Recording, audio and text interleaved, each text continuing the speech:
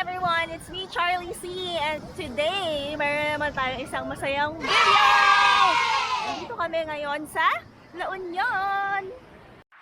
I'm running away from this pain. I'm trying to find a new way where the sun's shining down on my face. I'm running away. You're in a toxic relationship. Time to be free.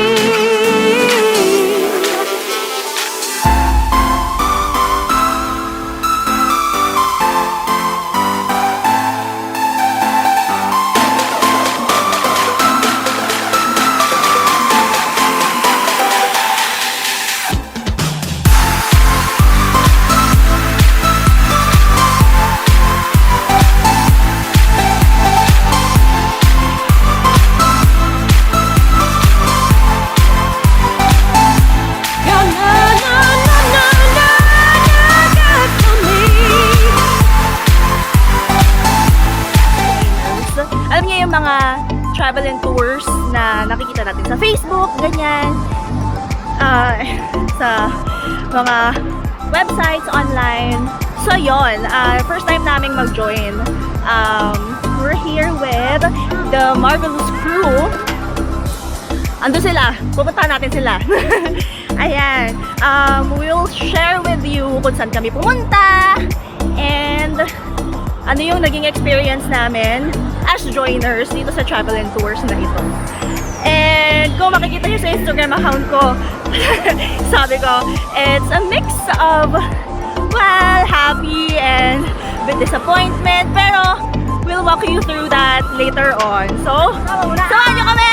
Nandito ang Marvelous Crew!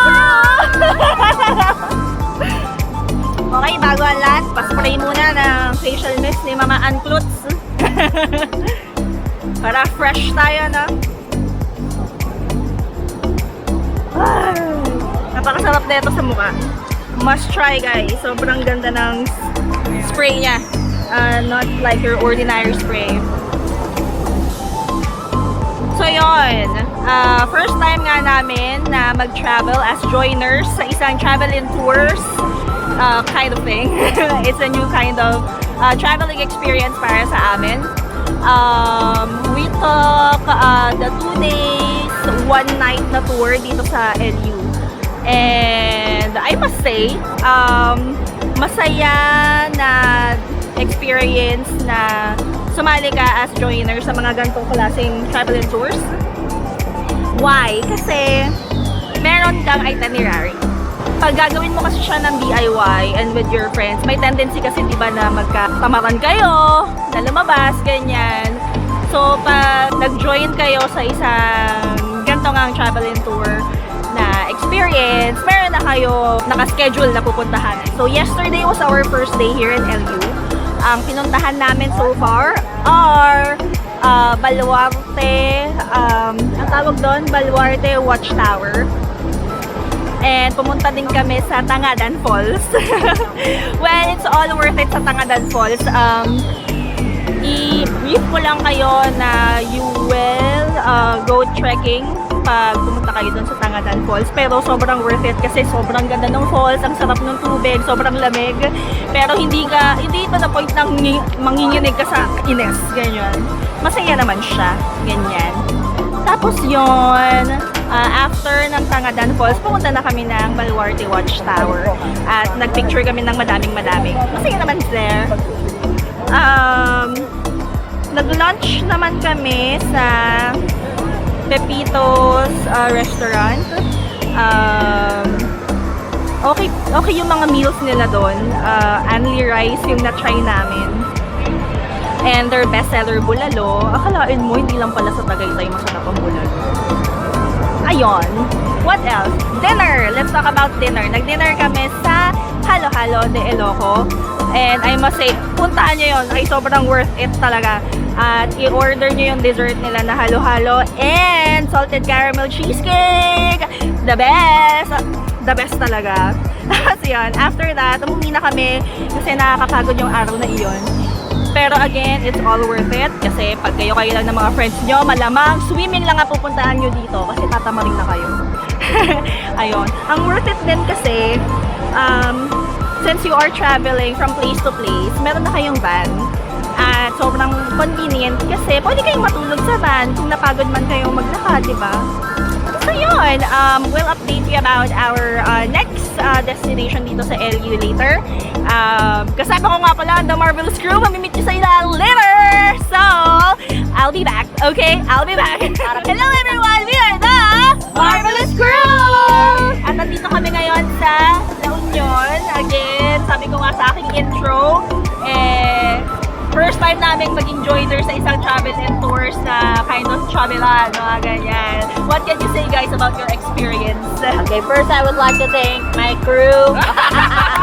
Kasi actually, pagka-canvas to sa part ng trip travels, kitang-kita namin yung mga don'ts. At mga do's, char. Pero looking forward na talagang maging successful ang paandar ni Paul na nasangay ng trip travels. Joiners wise, this is my second time to join a joiners travel or tour. Sobrang kakaiba. Parang hindi ako na-brief talaga na magkaiba pala ang pagiging joiner pag magkaiba yung mga travel and tours. Ang masasabi ko lang, pag mag-joiner kayo, maghanap ng maayos at masayang mga kasama dahil sila talaga ang iyong magiging sandigan sa mga challenge na nararamdaman nyo. At yung joiners, talagang masasabi ko na hindi siya mali at hindi ko i-recommend. I-recommend ko talagang maging joiner. Kaya lang nga, yun nga, maghanap kayo ng mga makakasama nyo para mapagtitripan nyo yung mga para mapagtitripan yung mga tour guide nyo. So speaking of that, no, gusto kong mag-join ng joiners kasi may schedule. Alam mo? Kasi okay sa akin yung may schedule kasi parang pag nandun ako sa isang lugar, gusto ko relax lang. Hindi naman yun yung pinunta mo dito di ba? Mag-relax, pero sana makakita ka rin ng mga something. Tapos, siguro sa tour na to, meron akong KKK, no? Yes. Ano yan? Yes. Kasiya-siya, kapuri-puri at kapuna-puna. Yes. Ayun nga, kasiya-siya kasi sobrang enjoy talaga ako sa crew. Kapuri-puri. Kapuri-puri talaga ang La Union. Ang ganda dito. Definitely.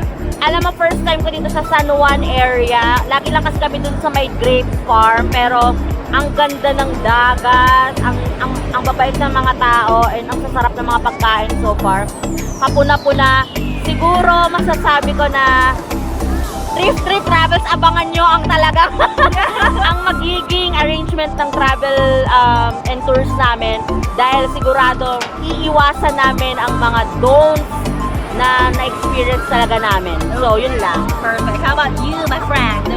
Ang masasabi ko lang is yun nga, iba-iba talaga mag-cater ang bawat travel agency. So you really need to make sure na as much as possible yung makontakin nyo is yung samahan nyo na before. Para at least yung trust na build nyo na. Kasi hirap kasi mag-tiwala ngayon dahil yung tours na iba, Hugot? Well, yung tours na iba kasi is nagkakaroon sila na parang sangay na hindi naman talaga under sa kanila yung coordinator and yung driver. Okay, pinapaliwanag nyo na pong nangyayari. So, alam mo yon, yung ina-expect mong tour na dapat yung tour na ganito is iba yung nangyayari. Not what you expect. Siguro wag na lang din mag-expect. Oo, ganun na lang. So, Unexpected. yun na nga, ang maganda lang is make sure na kasama mo yung crew mo para kung whatever happens, di ba, masaya pa din yung, yung tour nyo. And also, ano pa ba? Yung schedule. Gusto mo mag-KKK ka din? Ano ang kapuri-puri sa nangyari ngayon? Mamaya na yun. So, maganda lang din is yung schedule nga. Totoo. Kasi di ba, normally kapag nag-DIY kasi tayo, kapag napunta ka na dito sa beach na to, dito ka na lang, the whole day, and then hanggang kinabukasan, explore what's in here. Pero since may tour kayo, may explore mo yung other beauty ng pinuntahan yung place. Like here sa La Union, napuntahan namin yung falls and other mga restaurants pwede kainan. And mamaya, yung temple. Yes! And so yun lang naman yun. Pero gusto ko rin mag-KKK ka. Ano ang kapuri-puri sa nangyari sa atin ngayon? Ang kapuro-puro yung nangyari sa atin ngayon, isama-sama pa din tayo sa Post ko yun. Kasi-siya. Kasi-siya kasi, ano ba kasi-siya? Kasi-siya kasi first time ko sa La Union at ngayong kasama ko. Naiyak ako. Naiyak din ako. At kasi-siya kasi ang ganda ng dagat. Masyadong malakas lang yung alon for me, pero sabi niya masaya. So mamaya, let's try that. And ano yung isang okay? Kapuna-puna-puna. Kapuna-puna ang mga nangyari kahapon. At Clue! Basta walang briefing na nagawa.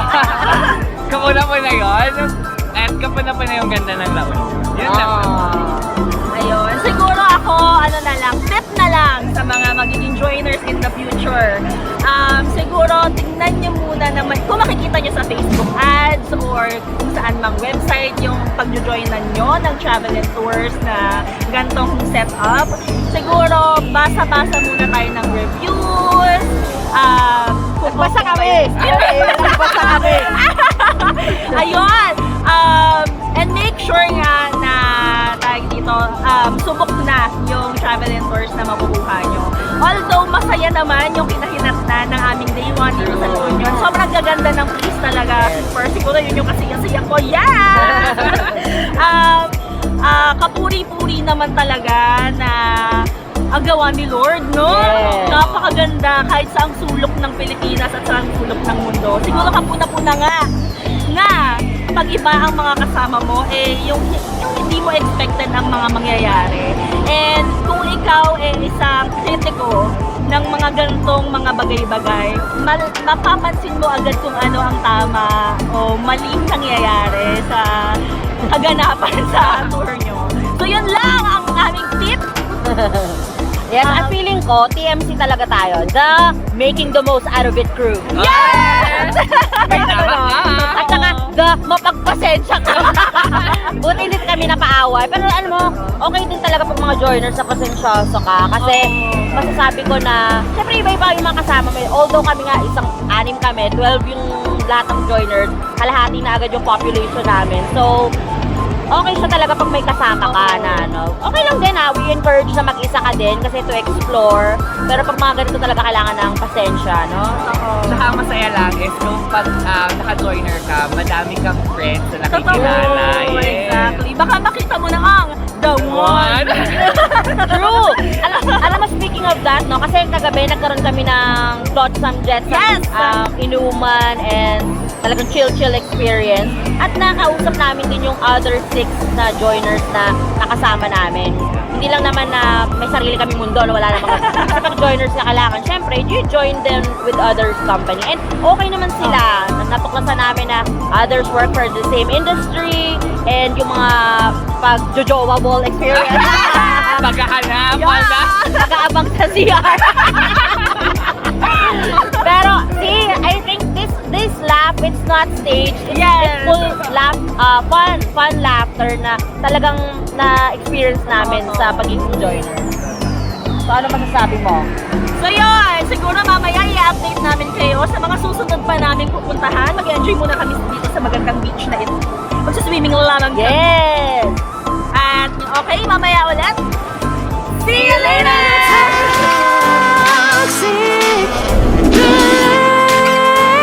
Time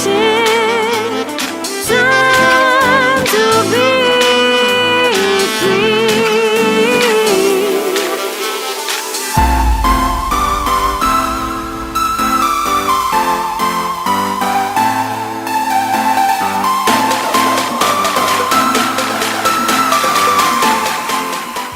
We're done swimming na. Dumaan kami sa El Union Coffee because, you know, we gotta have a cup of coffee there. Sobrang sulit doon. Must try.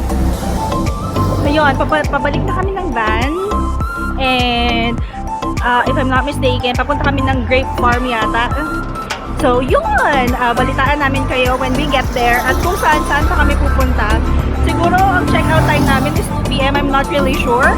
Pero i-update ko kayo as we go there. Mag-share lamang ako ng maikling history tungkol sa LU. Sa kabuuan ng LU. Kaya favorite namin magpabalik-balik dito ni Andre Momates. Kasi dito na buha ang aming pagmamahalan niya! Ayun! Dito po ako nilande mga kaibigan. Oh, excuse me! Ayun! Alam niyo ba na ano na ako? Alam niyo ba na one time tumakas ako sa mundo. Tapos siya yung kasama ko. In-invite niya ako pumunta ng La Union. Well, at first, wala akong plano na sumama. Pero, ending, nag-pack ako ng mga gamit para sa swimming, ganyan, para sa overnight stay. At yun na nga. Ending, sumama naman ako.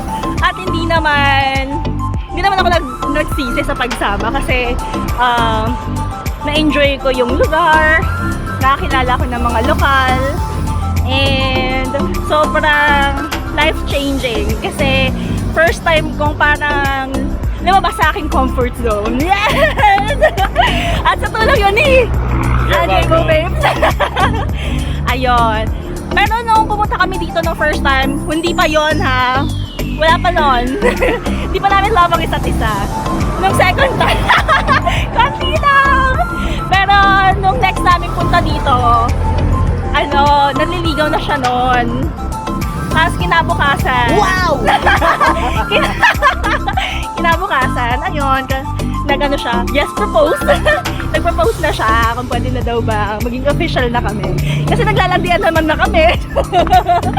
So ayun, dapat Feb 14 siya magsasabi pero nakatulog kami kasi gabi na kami nakarating dito. Yun, uy, Olas Banditos. Masaya ang ano dito, kasi Mexican food yung ina-offer nila dito. Ayan, pakita nyo ba? Quesadillas. Masarap yung burrito, quesadillas, ganyan. Nung last namin punta dito ni Mister, yan, nag-food trip lang kami, hindi kami naligo, hindi kami nag-swimming. Kasi first day, nagpatattoo ako, so bawal daw na mag-swimming. So kumain kami ng kumain. Pero ang saya naman. So yun, going back sa aking istorya. So yun na nga, February 15, nung siya ay nag-propose by the beach with a bottle of beer. Ayun, nagbigay siya ng sticky notes kasi mahilig kami sa sticky notes. Nagbigay siya ng 4 na piraso ng sticky notes. Tapos, ito yung favorite naming pagstayan. Nakikita ba pag ganyan? Ayan!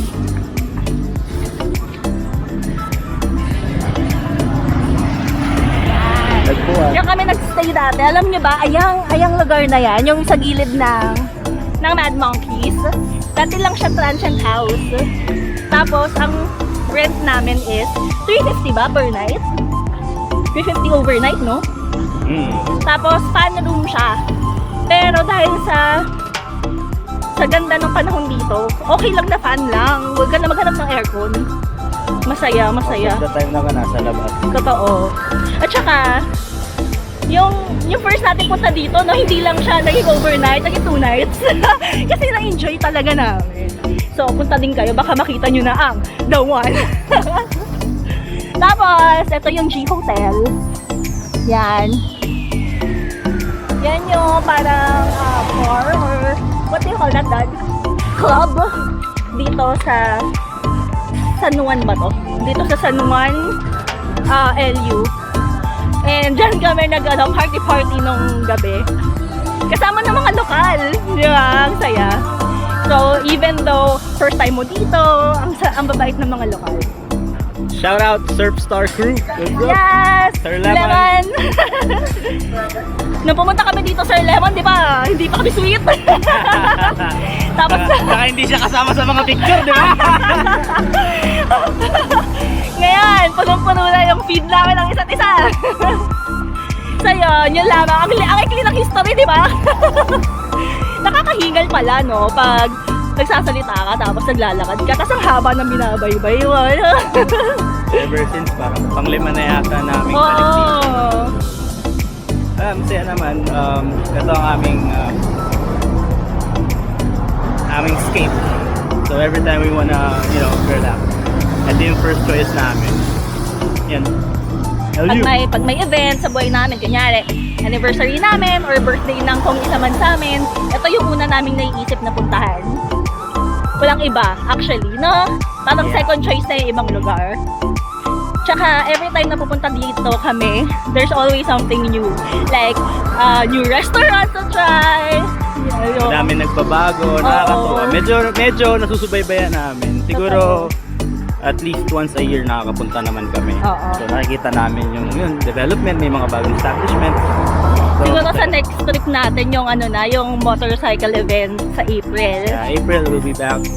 Sama ako dun sa Keep It Dirty 2020. Ayun, follow nyo rin si Andre Movape sa kanyang channel kasi not only that he talks about vaping, he will also turn his channel into a different path, which is motovlogging. Yeah, mix of vape, anything that I can vlog, but mostly vape and motorcycle rides. So yeah, hopefully may support, but if not, it's all good. Just want to document everything that I do. Totoo. Yun lang naman. Yan. And we're vlogging not to earn money pa. Pag million na yung nakakanood ng channel namin. Pero we're just vlogging out of what we enjoy doing most. And that's sharing our experiences with you guys. Yeah. So yun, update na lang namin kayo sa mga next naming adventure. Papunta na kami ng van. Maliligo muna kami. See you later! isa pa. So update namin kayo maya-maya. 1, 2, 3. See you later!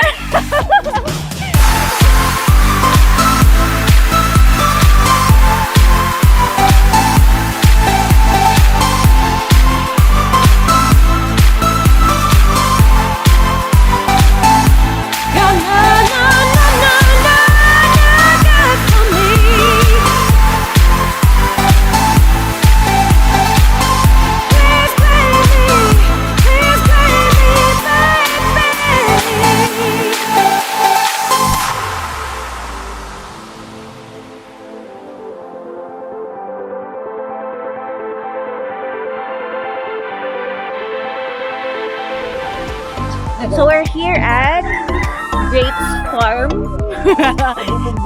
Totoong Grapes Farm na siya, oh. Okay, kasi una namin pinuntahan na lang grapes, no? So yun, ito na yata yung last naming destination before we go home sa Manila.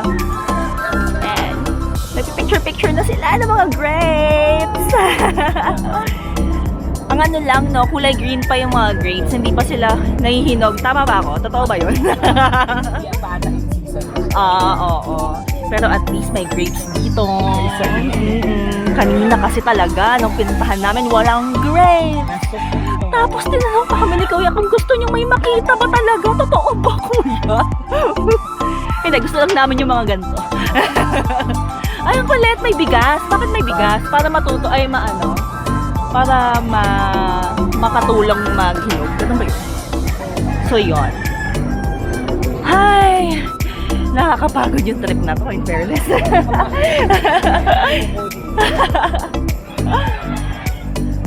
Well, overall, enjoy naman yung mga locations na napuntahan namin.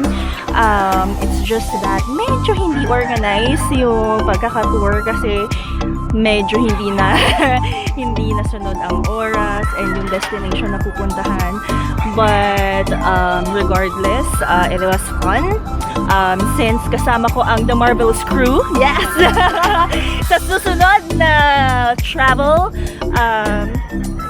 sana kasama ulit sila para masaya. So yun!